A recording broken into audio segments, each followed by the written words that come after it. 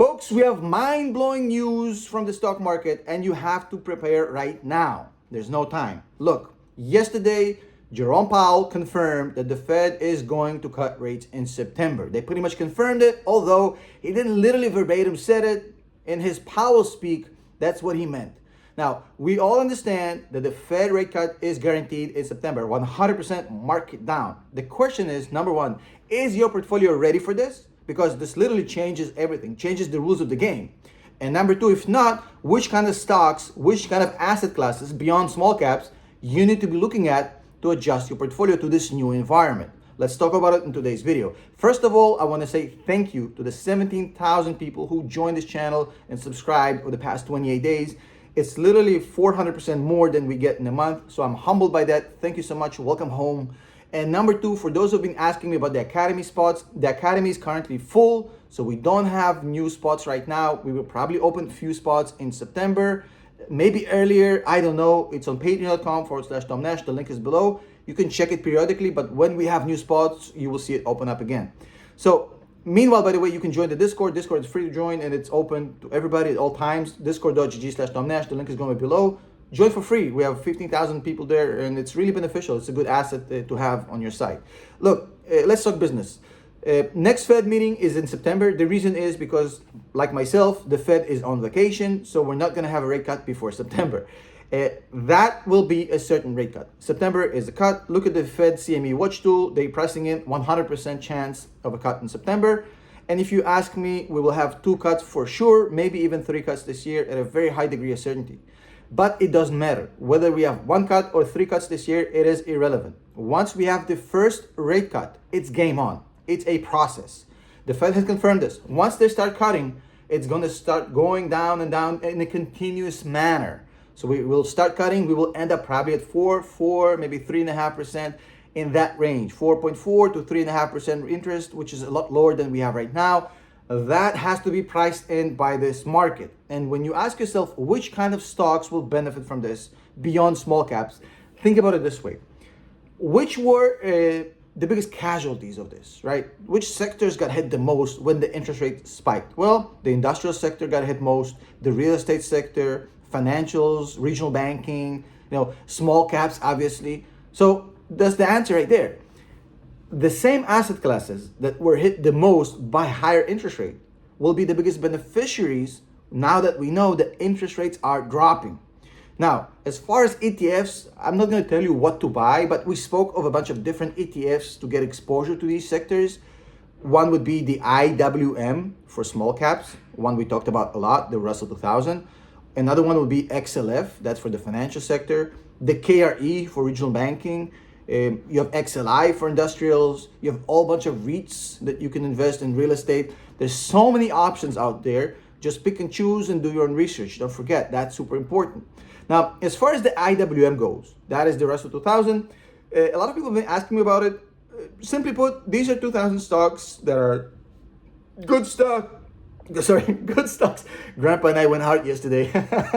These are good stocks. It's just they're not in the S&P 500. And these stocks are essentially something that's been lagging the entire market for the past 18 months for one reason. And if you look at these companies, they have way more debt than the big cap stocks. So if you compare the S&P 500, the debt to EBITDA ratio is about 1.5. For these small caps on the Russell 2000, they have 3 times more debt than EBITDA. So double the debt than the S&P 500 companies. And if you look at the debt structure as well, it's the same problem.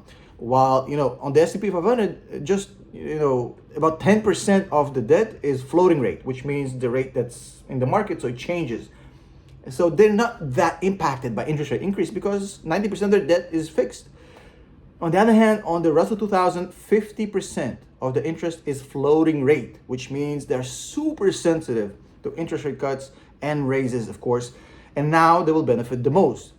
Not to mention the fact that I've said that as far as valuations go in small caps, a lot of the potential is in the future. So when you discount from the future to today in the DCF cash flow discount, that discount rate going down because of lower interest rate is going to rise as far as the valuations of these companies. So just the lowering of the interest rate alone is worth more as far as the valuation of these companies from an intrinsic value perspective. So everything points out to the fact that the Russell 2000 is going to do well in this environment. And it hasn't really started yet. If you look at the Russell 2000 right now, it's not above the 2021 levels we've seen. So it hasn't done nothing since 2021. In fact, it is still slightly down. That's why Tom Lee is saying that we have about 40% to go on this index, on the IWM, until the end of the year. And statistics is on his side, you know. Statistics show that ever since we started measuring this, the Fed cutting rates for the first time has led to 27% return on these small caps for the 12 months following. So the year after the first rate cut gives us 27% on average on the small caps. That's pretty much where Tom Lee is at. And I tend to agree. I think small caps will do really, really well. Now, does it mean that you have to sell your big caps, the Mag 7 and all the stocks you've been holding on so far? No. That's not what I'm saying. You have to understand, you're holding these stocks because over the next 10 years, they will be dominant and they'll make a lot of money and they're going to be worth a lot more. That hasn't changed.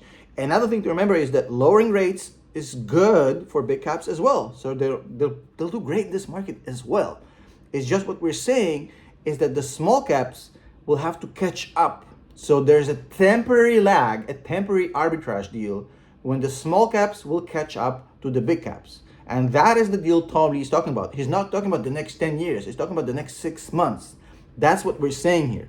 So don't go selling everything you got, putting in the IWM, because there's no certainties in life. Nobody knows exactly how this works out.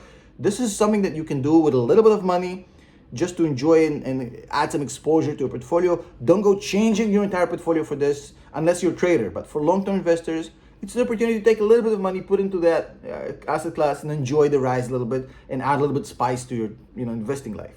But don't go crazy with this. As always, thank you so much. I appreciate everybody who's here. I'm on vacation. I wasn't planning to do this video. I'm in Thailand, as you can see behind me. I'm about to go crazy with Grandpa. See you on the next video.